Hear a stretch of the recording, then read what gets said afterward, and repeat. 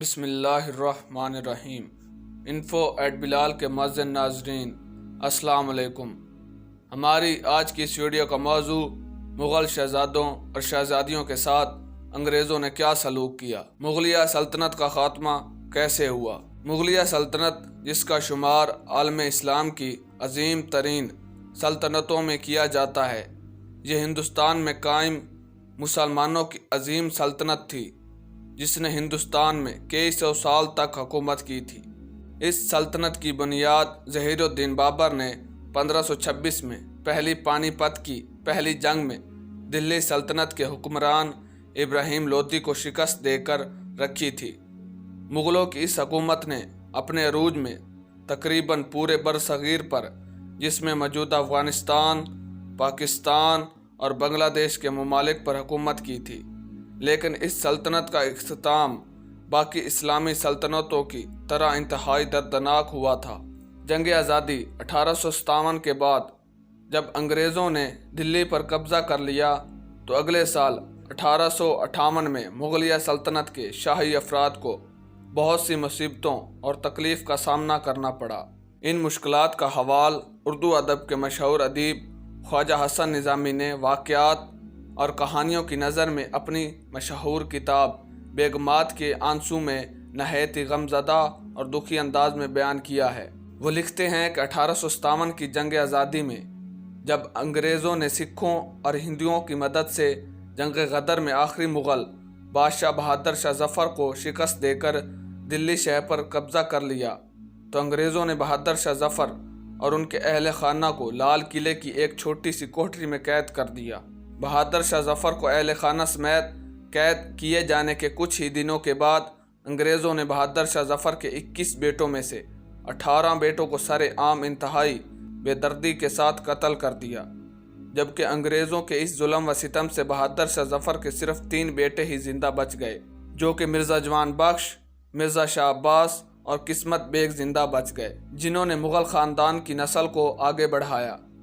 انگریزوں نے قتل کیے ہوئے 18 شہزادوں میں سے 3 شہزادوں کے کٹے ہوئے سر دلی کے دروازے پر لٹکا دیے۔ انگریزوں نے یہ اس لیے کیا تاکہ اب ان کے خلاف کوئی کھڑا نہ ہو سکے۔ اس ظلم و ستم کے بعد جب انگریزوں کا دل ٹھنڈا نہ ہوا تو انہوں نے بہادر شاہ ظفر پر غداری اور فریب دہی کا مقدمہ چلایا۔ انگریزوں نے اس نام نہاد مقدمے کو دلی کے لال قلعے میں 44 دن چلایا، پھر انہوں نے بہادر شاہ ظفر کو پھانسی کی سزا سنا دی، جسے بعد میں جلا وطنی میں بدل کر انگریزوں نے بہادر شاہ ظفر کو ان کی بیوی زینت محل کے ساتھ رنگون برما میں بھیج دیا۔ ان کے ساتھ ان کے دونوں بیٹوں مرزا جوان بخش اور مرزا شاہ عباس کو بھی جلا وطن کر دیا۔ وہاں انہوں نے اپنی باقی زندگی نہایت غربت میں گزاری۔ 1862 میں جب برما کے شہر رنگون میں جب آخری مغل بادشاہ بہادر شاہ ظفر کا انتقال ہوا تو انگریزوں نے بہادر شاہ ظفر کے 2 بیٹوں مرزا جوان بخش اور مرزا شاہ عباس کو ہندوستان واپس نہ جانے کی شرط پر زندہ رکھا،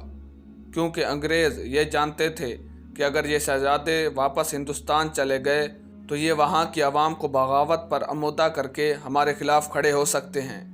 یہی وجہ تھی کہ یہ بد نصیب شہزادے پھر کبھی واپس ہندوستان نہ جا سکے اور وہیں رنگون میں ان کی وفات ہوئی۔ شہزادے مرزا شاہ عباس کی شادی رنگون کے ایک سوداگر کی بیٹی سے ہوئی، جن سے ان کی کئی اولادیں ہوئیں، جو کہ آج انتہائی غربت کی حالت میں رنگون کے ایک ڈیگن نامی قصبے میں زندگی گزارنے پر مجبور ہیں۔ دوسرے شہزادے مرزا جوان بخت کی صرف ایک ہی اولاد تھی، جس کا نام مرزا جمشید بخت تھا،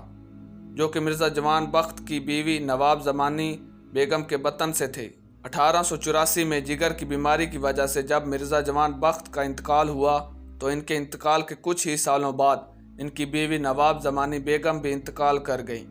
اپنے والد مرزا جوان بخت اور اپنی والدہ نواب زمانی بیگم کے انتقال کے بعد ان کا بیٹا مرزا جمشید بخت حالات ناسازگار ہونے پر ہندوستان واپس چلا گیا،